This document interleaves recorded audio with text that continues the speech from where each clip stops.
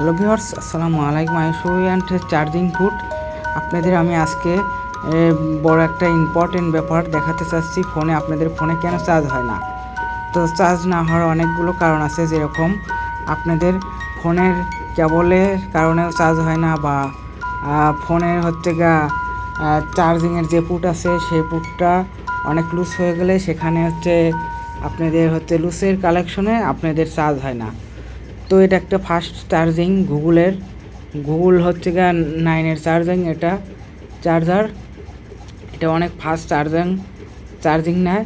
তো একটু loose collection পাওয়ার কারণে আমার ফোনটা চার্জ হচ্ছিল না, তাই আমি ভালো করে খেয়াল করে দেখলাম আসলে চার্জ না হওয়ার কারণটা কী।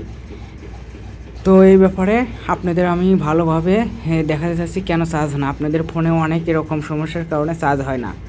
তো চার্জ না হওয়ার কারণগুলো আমি তুলে ধরতেছি। যেরকম আপনাদের ফোনে যদি লুজ কালেকশন হওয়া যায় বা ঢুকাইতে দেখবেন অনেক সময় লুজ হয়ে যায়, সেই কারণে আপনাদের ভালোভাবে চার্জ নিতে প্রবলেম হয়। সেটাও আপনার একটা মেন কারণ। এটা যদি আপনারা ঠিকঠাক করে আপনি নতুন একটা কেবল নেবেন, যদি লুজ হওয়া যায় নতুন একটা কেবল নিয়ে আবার দেখবেন কি আগের মতন আবার ফাস্ট চার্জিং হয়ে উঠতেছে। তো যাই হোক, এটাও একটা কারণ। আবার একটা কারণ আছে, যেরকম আপনার চার্জের যে মাল্টিপ্লাকে ঢুকাবেন সেখানে আপনাদের লুজ কালেকশন কারণে অনেক সময় দেখবেন কি আগুন সেটে নিচ দিয়ে বা লুজ হয়ে যায়, সে চার্জিং ভালোভাবে নিচ্ছে না। সেটাও একটা কারণ। আপনার সে কারণে চার্জিংয়ের পুটটা ভালোভাবে দেখবেন টাইট আছে কিনা সেদিকে খেয়াল রাখবেন। খেয়াল রাখার পরে আপনারা চার্জে দিবেন ফোনে, দেখবেন কি অনেক ফাস্ট চার্জিং নিচ্ছে। তো এরকম অনেক প্রবলেমের কারণে আপনার ফোন দ্রুত চার্জ হয় না।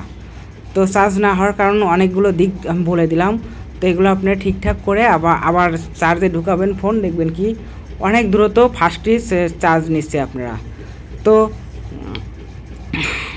তো যাই হোক, আমি এতটুকু আপনাকে একটু ধারণা দিলাম কেন ফোনে চার্জ হয় না।